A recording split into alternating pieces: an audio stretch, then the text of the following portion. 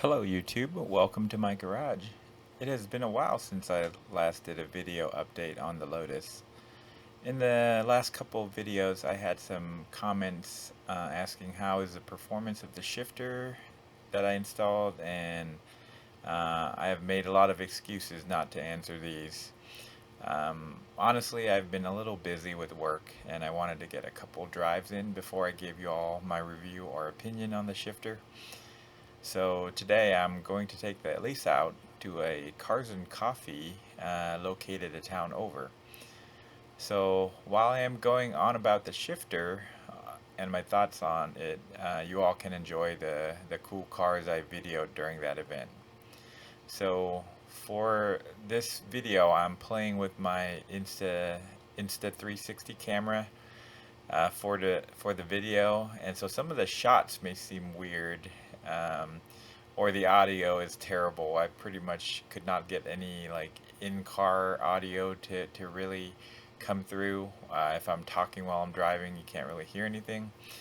So I had to do some change in plans and decide to narrate here. And at the end of the video, you'll just see some driving shots without me talking. So, anyways, let's get into the review. Um, so, for the people that don't want to hear me blabbering on, I'll save you the time. You can just end the video here now, and I'll just say that I really like the shifter, and I can recommend it. The shifter has made the driving of this car better for me, and so the stock shifter is something that I always thought was a little lacking compared to everything else in the car. And I waited a while to get it changed out. Really, I wish I kind of did it way earlier instead of living with it a couple years with the stock shifter. So going back, I had this car with the stock shifter. I did a gated plate and kind of did all that before I started going into changing out the cables to an upgraded one, and then the shifter kit you you saw me install in the last video that I did. So I understand there are a few aftermarket shifters out there. Tech makes a really cool one that has a whole frame with the handbrake. They no longer make that one, but it pops up every now and then on the used market. They're all used now, and every time I see that, I'm tempted to try to buy that. Um, but if we're talking about new, the three that I know of is the Kinetic one makes, and then Dolomiti makes a shifter out from Italy, and then this HPE, which I believe is out of a UK brand, but I had purchased it from GRP, and that's what I went with. Um, there may be some other ones, but at the time I was researching, these three were available new. I'm not sure if you can put a later model Elise or Exige shifter into an older model, but looking at aftermarket, those were the three. The reason I went with the HPE over the Dolomiti or the Kinetic was that the shifter frame, if you will, is kind of a billet machined as opposed to like a stamped steel or a plate construction on the other two, as well as the reverse lockout, the way it's handled. One does have a similar reverse lockout. The other one has like a cable. I didn't really like that look, so a lot of this was just based on look, really. So HPE had the combo I wanted there. The way they handle the reverse lockout through a collar with no shift, with no cable, and then the billet aluminum like machine look on the frame. In addition, I didn't want to wait uh, and order something. I wanted something in stock and ready to ship. I believe Dolomiti, either you had to wait to get your order, or you have to wait for it to ship over from Italy. So either way, I kind of wanted something like shipped that week. Um, So the Dolomiti shifter does have more adjustments to it, I believe, features, as well as I think you can kind of customize a bunch of different color choices.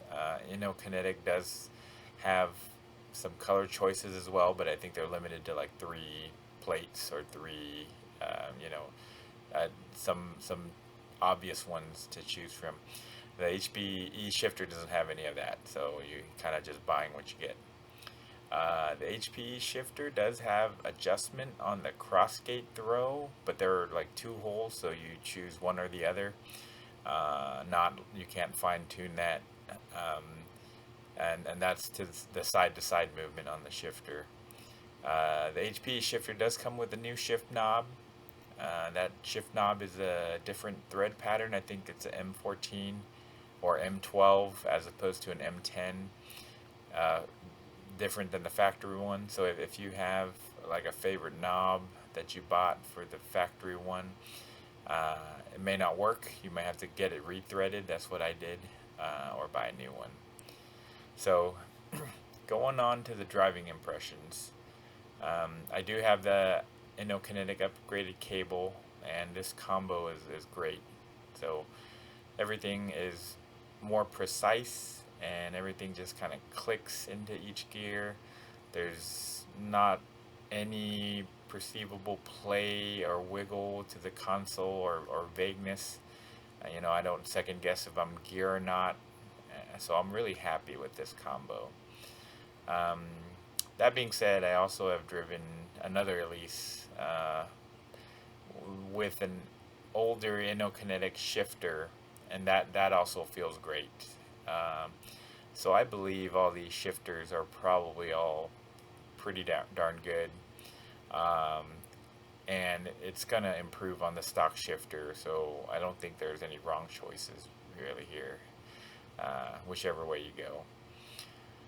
So I have decided to go console-less, to show off the shifter here, and the handbrake frame. I also like the way it looks on there. Not too crazy about the handbrake, but the frame and all that looks really cool, so I decided to go console-less. So with that, you have to do something with the hazard light and the door lock button. So I do have a Innokinetic plate that adds on to mount that. It also comes with the plug for the traction control, but my Elise doesn't have traction control, so that one's just a plug in there right now. Anyways, I hope that answered your questions that you guys may have on this. So I'm going to end this video with some driving video, and thank you all for watching all my videos and commenting. And if you guys have any additional follow-up questions, please let me know. And I hope you guys all have a great summer.